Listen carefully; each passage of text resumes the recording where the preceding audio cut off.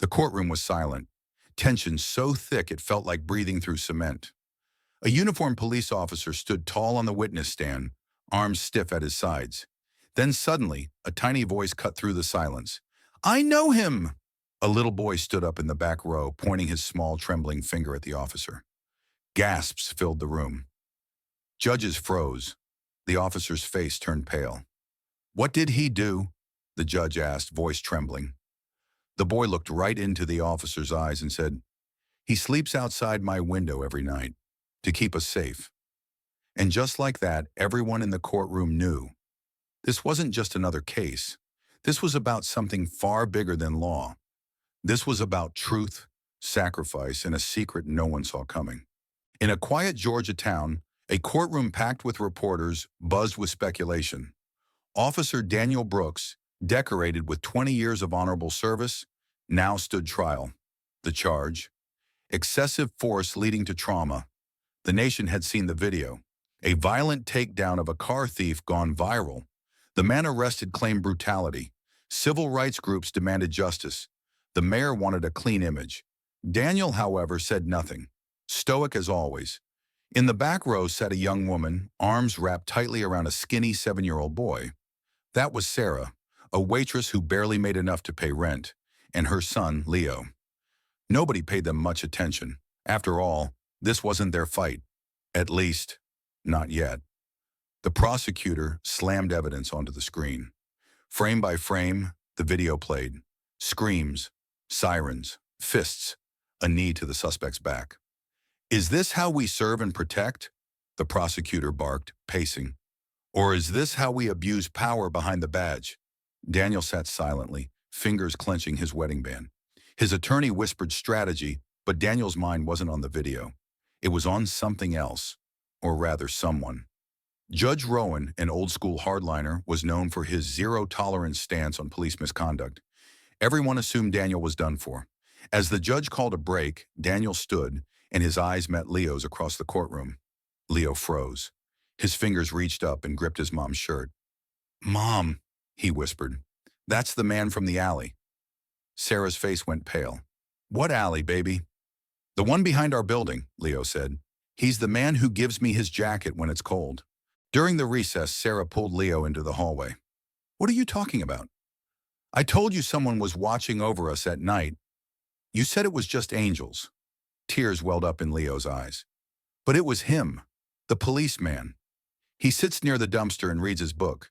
Sometimes he cries, Mom. I saw him cry." Sarah's heart sank.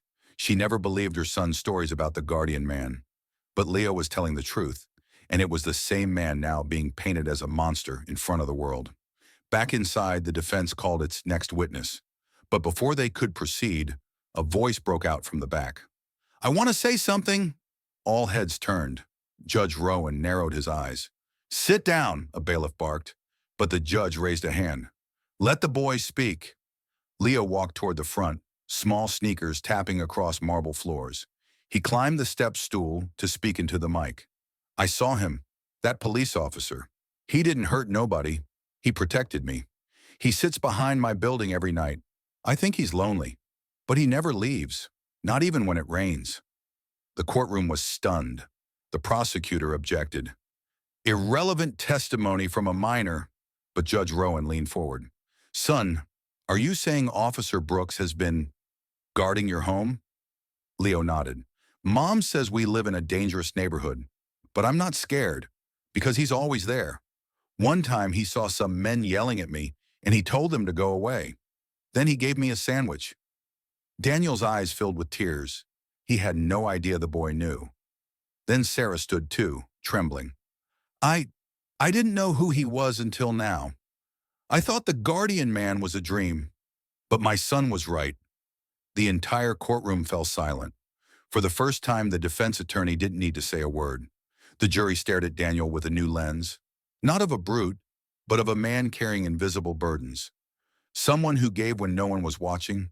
Someone whose kindness had never made headlines, until now. After the surprise testimony, the trial shifted dramatically. More witnesses came forward.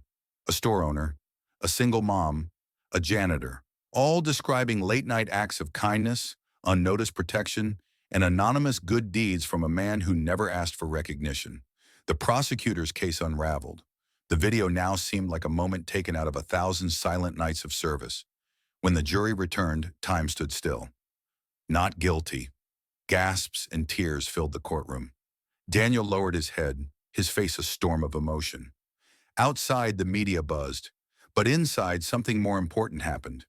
Leo walked up to Daniel and held out a drawing, him and Daniel holding hands with the words, "My hero." Daniel knelt down. "Why did you do that for me, kid?" "Because you always showed up when no one else did," Leo whispered. That night, Sarah found a letter slipped under her apartment door. "Dear Sarah and Leo, I didn't protect your building because I had to. I did it because I lost my own son 6 years ago, in that same alley. He was your age. I failed him. I promised myself I wouldn't fail again. I'm not a hero. I'm just a dad who couldn't save his boy. But if Leo felt safe, then maybe that means I did one thing right. Daniel."